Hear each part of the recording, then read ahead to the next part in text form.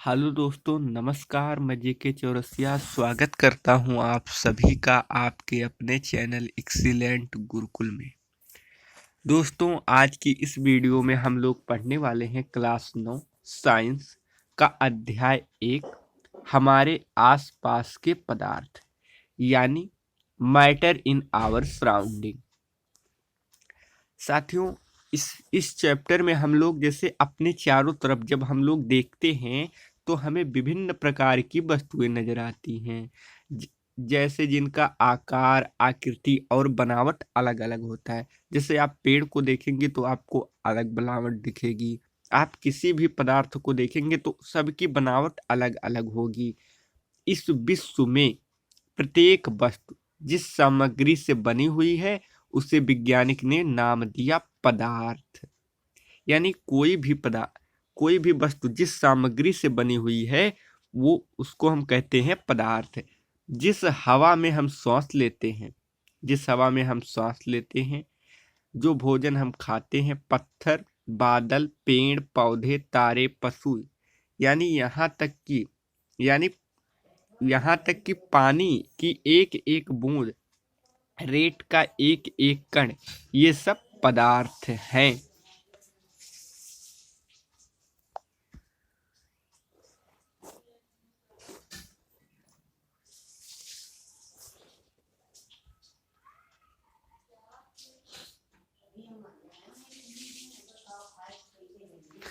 साथियों, ये सब पदार्थ है। ध्यान देने योग्य बात यह है कि ऊपर लिखी गई सभी वस्तुएं में द्रव्यमान होता है। जितने भी पदार्थ होते हैं सब में द्रव्यमान होता है और ये सब स्थान घेरती हैं। जितने भी पदार्थ आप देखेंगे सब में द्रव्यमान होगा और ये सब स्थान घेरेंगी। प्राचीन काल में मनुष्य अपने आसपास को समझने का प्रयास करता रहा है।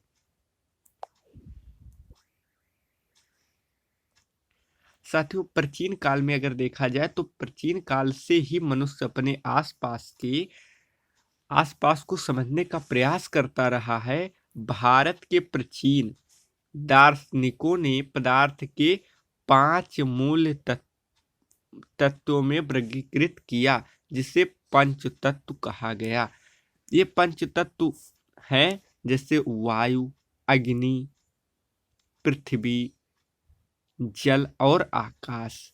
उनके अनुसार इन्हीं 5 तत्वों से सभी वस्तुएं बनी हुई हैं, फिर वो चाहे सजीव हों या निर्जीव या निर्जीव। सजीव का अर्थ होता है जिनमें जान हो, चाहे वो वस्तुएं हों जिनमें जान हो, चाहे बेजान वस्तुएं हों। लेकिन ऐसी प्राचीन अवधारणा थी कि ये सब पंच तत्वों से मिलकर बनी हुई हैं। उस समय के यूनानी दार्शनिक ने भी पदार्थ को इसी प्रकार वर्गीकृत किया है। आधुनिक वैज्ञानिकों ने पदार्थ को भौतिक गुणधर्म या रासायनिक प्रकृति के आधार पर 2 भागों में वर्गीकृत किया है। अब वो 2 भाग कौन कौन से, आइए पढ़ते हैं। साथियों, इस अध्याय में हम भौतिक गुणों के आधार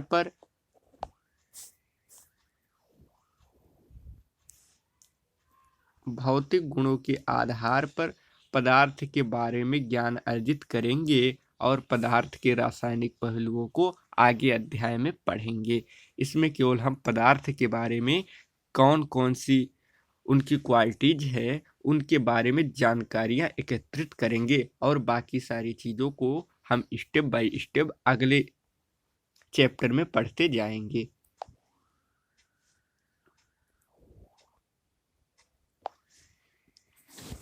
अब साथियों, हम पढ़ेंगे पदार्थ कणों से मिलकर बना होता है। पदार्थ जो है ये कणों से मिलकर बना होता है।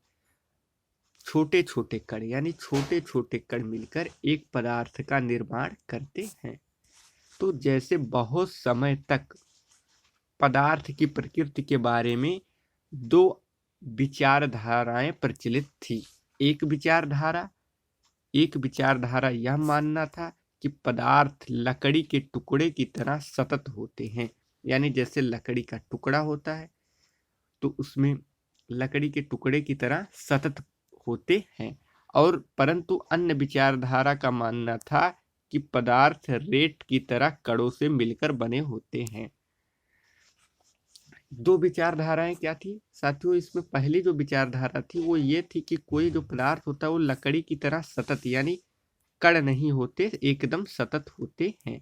लेकिन दूसरी विचारधारा ये हुई उस पदार्थ के बारे में जो अन्य विचारधारा का मानना था कि ये पदार्थ छोटे छोटे कणों से मिलकर बने होते हैं।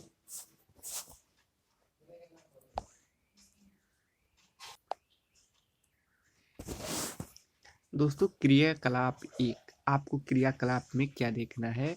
आपको 100 ml यानी मिलीलीटर का बीकर लेना है।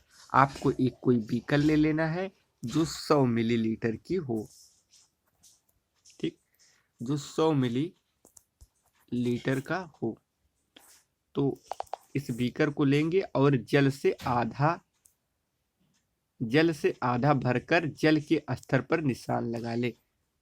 एक कोई बीकर ले लें, इसे जल से आधा भर लें और जहां पर जल के स्तर पर यहाँ निशान लगा लें और दिए गए नमक या शर्करा को कांच की छड़ की मदद से जल में घोल दें। और नमक लें, उसको उस जो ये पूरा घोल है इस घोल में एक कांच की छड़ लें, उसकी मदद से इसको घोल दें। जल के स्तर में बदलाव पर ध्यान दें और उसके जो स्तर में जल के जो स्तर में बदलाव आ जाए उस पर अगर आप ध्यान दें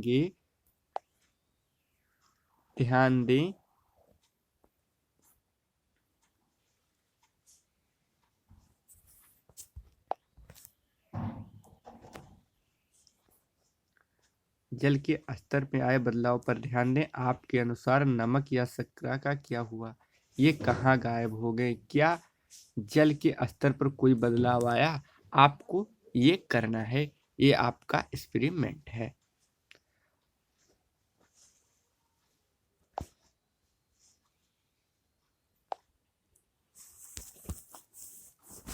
तो आप देखेंगे ये इस तरह जिससे चित्र में दिखाया गया, लाख गुना आवर्धित किए गए जल के कण।